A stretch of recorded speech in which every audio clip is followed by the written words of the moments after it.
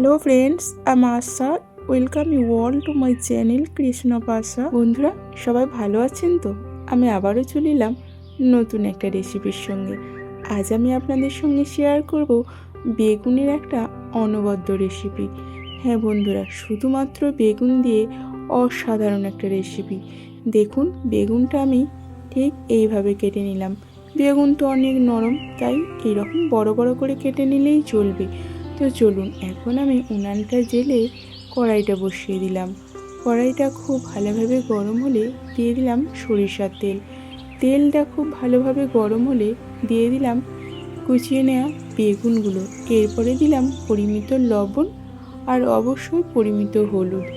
এরপর নাড়াচাড়া করে এখন আমি বেগুনগুলো ভেজে নেব। বেগুন ভাজতে খুব বেশি সময় লাগবে না, যেহেতু বেগুন খুব নরম। আর ডিপলি ফ্রাই করব না, অনলি কাঁচা ভাবটা যাতে চলে যায় সেই রকম একটা ফ্রাই। তো দেখুন, বেগুনটা আমার ফ্রাই হয়েই এসেছে। এখন আমি বেগুনগুলোকে তুলে নেব। দেখুন, এখানে যেহেতু তেলটা অল্পই দিয়েছিলাম, বেগুনটা সমস্ত তেলটাই অ্যাবসর্ব করে নিয়েছে, তাই আমাকে আবারও অল্প একটুখানি তেল দিতে হবে। এখানে আমি আবারও পরিমিত সরিষার তেল দিয়ে দিলাম। এরপর দিয়ে দিলাম কেটে রাখা আলু, তারপর দিলাম লবণ, এরপরে দিলাম হলুদ। এরপর নাড়াচাড়া করে ভেজে নেব। দেখুন, বেগুনটা আমি আঢাকা অবস্থাতেই ভাজলাম, কারণ বেগুন তো অনেক নরম, ঢাকা দিলে ঘেঁটে যাবে। বাট আলু তো অনেকটা শক্ত, তাই আলুটা চাপা দিয়ে এখন ভাজবো। চলুন, এখানে আলুটা ভাজা হোক, আমি কিছু মশলা ততক্ষণে বেটে নিই। এখানে নিলাম রসুন, তারপরে আমি আদাও বেটে নিয়েছি। এখন আমি টমেটোটা বেটে নিচ্ছি। এই আদা, রসুন আর টমেটোগুলো এইভাবে শিলপাটায় বেটে নিলে যে সুবিধাটা হবে সেটা আমি আপনাদের বলছি এখনই। আপনারা দেখতেও পাবেন তফাৎটা, কেন আমি এইভাবে বেটে নিলাম। তো চলুন, এরপর আমি দেখে নিই। ঢাকাটা খুলে দেখুন, আলুগুলো এখন লাল লাল করে ভাজা হয়ে গেছে। আপনারা দেখতেই পাচ্ছেন কতটা লাল লাল হয়েছে। এরপর আমি আলুগুলোকে তুলে নিচ্ছি। আলুগুলো তুলে নেওয়ার পরেও এই যে অল্প একটুখানি তেল এক্সেস আছে, সেই কারণে আমি আবারও একটুখানি তেল ইউজ করব।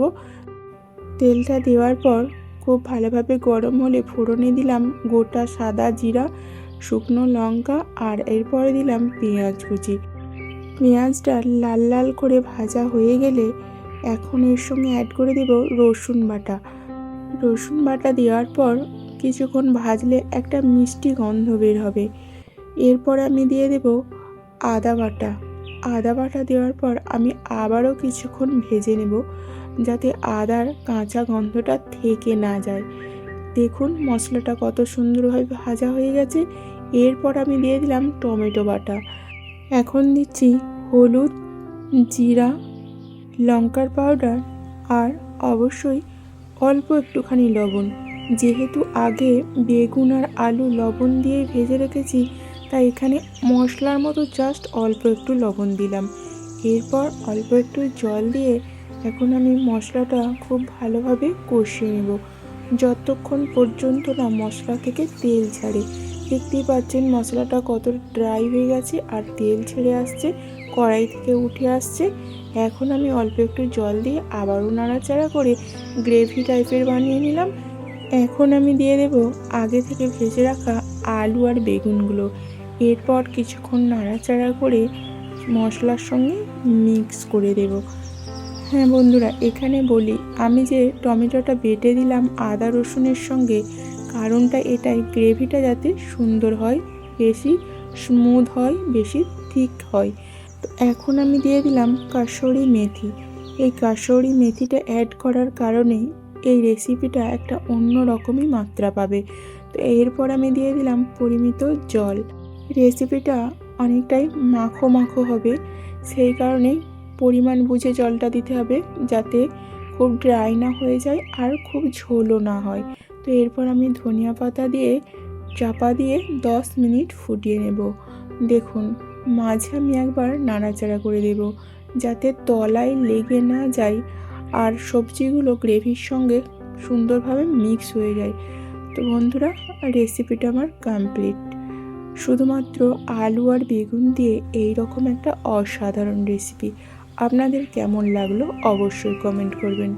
আর যদি ভালো লেগে থাকে তাহলে একদিন বানিয়ে লুচি, রুটি, পরোটা অথবা ভাতের সঙ্গে পরিবেশন করবেন।